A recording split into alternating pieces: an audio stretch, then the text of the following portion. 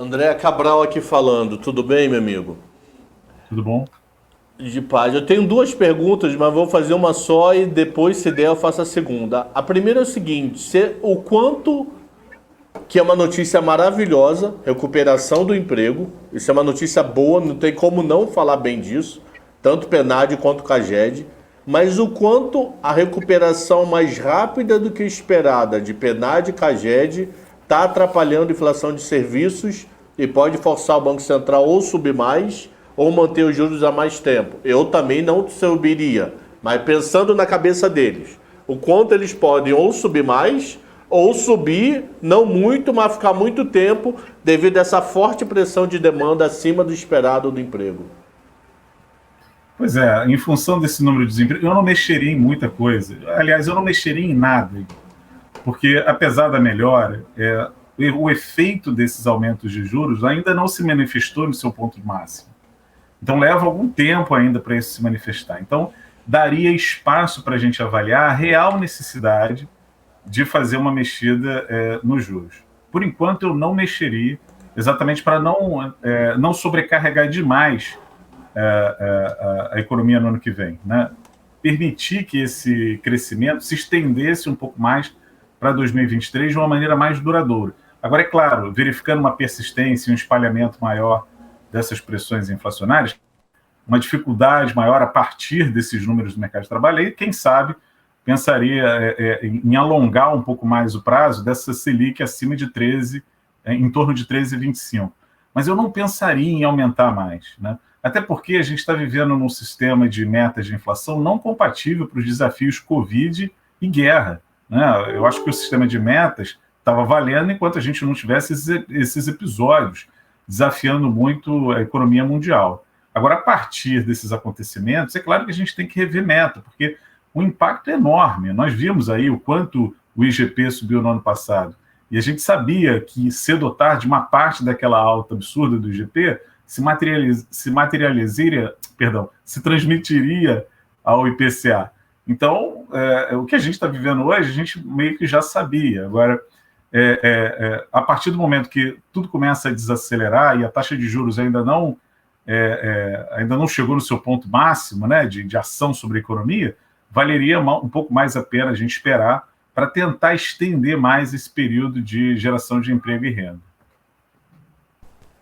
Pois é, o André, até voltando à questão do que disse aí o Campos Neto, né, e o Guedes aí nessa visão mais positiva aí para o Brasil, a gente relembra, né, os números aí do IGPM registrado aí de inflação 0,59 em junho, né, percentual maior aí que o de maio, inclusive, e segundo a FGV aí, no Rio de Janeiro, por exemplo, com o resultado, o indicador acumula aí 8,16%, né, em 2022, né, em 12 meses é de 10,70% abaixo aí dos 35 acumulados aí no mesmo período aí, em junho de 2021, né? Queria que você analisasse então essas visões diferentes, né? Bom, então, essa desaceleração do IGP tem a ver com a questão do bom comportamento do preço de commodities, de uma estabilidade um pouco maior na nossa taxa de câmbio nos últimos meses, né? Mas o IGPM é muito volátil, né? A depender desse ambiente de incertezas, né? E como vai ficar aí a nossa política fiscal para o ano que vem, a partir das eleições, essas coisas começam a mudar e novos impactos podem ser captados no índice, né? A gente sempre diz que o IGP, principalmente o IPA, né, antecipa impactos que vão ser percebidos ainda no varejo, né? E ele ainda é pressionado. A gente viu nessa edição bens duráveis aparecendo com destaque, combustíveis, e à medida que combustíveis ficar, também alimenta novos repasses. Então, a inflação vai continuar no radar, né? A gente está observando esse espalhamento, essa persistência, né?